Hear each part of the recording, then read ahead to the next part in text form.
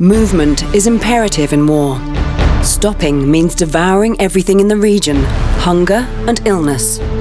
The ever-exhausting well of combat readiness must be replenished by money, food and rest.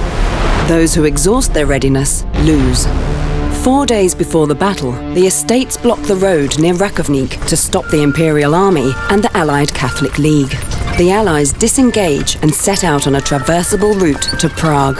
Reacting too late, the estates are forced to race through the difficult terrain of the Křivoklát forests. They become exhausted, have little food, and on the last day they barely sleep. They build a forced camp near Unhošť, yet they still manage to overtake the enemy and occupy an advantageous position at White Mountain. But they're exhausted to the point of resignation. They can only watch as the enemy splits into two massive formations. The enemy is also exhausted, but to the point of fury. In the afternoon, a massive Imperial formation sets out from the church in Rzepy against the estate's southern wing. The estate's horsemen charge the approaching Imperial soldiers and, firing from close quarters, drive them away. But they in turn cannot withstand the attack of Imperial reinforcements. The scenario repeats itself throughout the battle. Even after an unsuccessful attack, the Imperial troops regroup and head back into battle. Rather than regrouping, the estates flee. The estate's infantry stand in modern streamline formations, allowing more musketeers to shoot at once.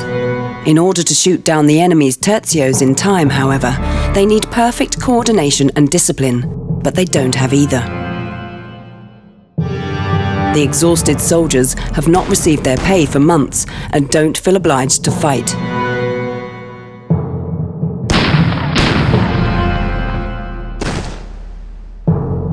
The half regiment standing to the very south will advance, but only to fire symbolic shots and leave the battlefield in a demonstrative manner.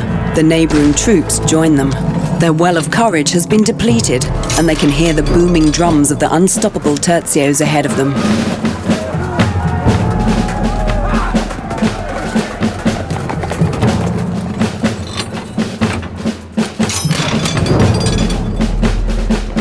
From the rear, a mass of Polish Cossacks and Tuscan horsemen scrambles up the hill that separates the Imperial and League troops.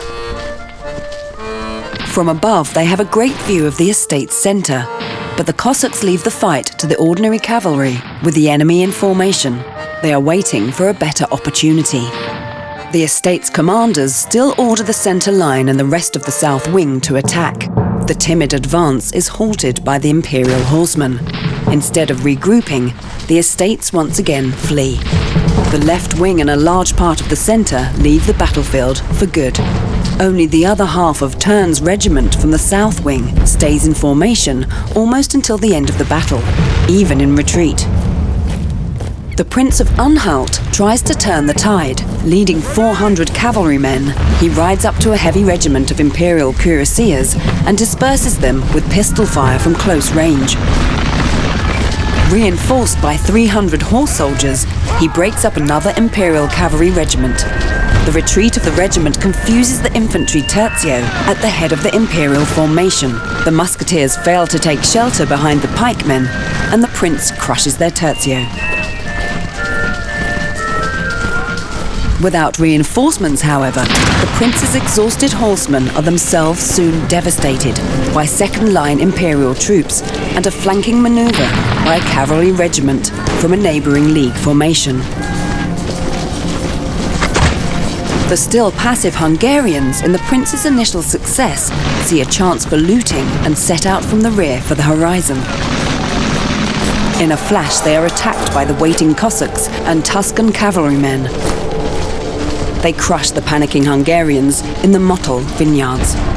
Imperial troops pick up the pieces of their crumbling line from the south and join the League troops advancing in the north. The estates flee to the Prague city walls.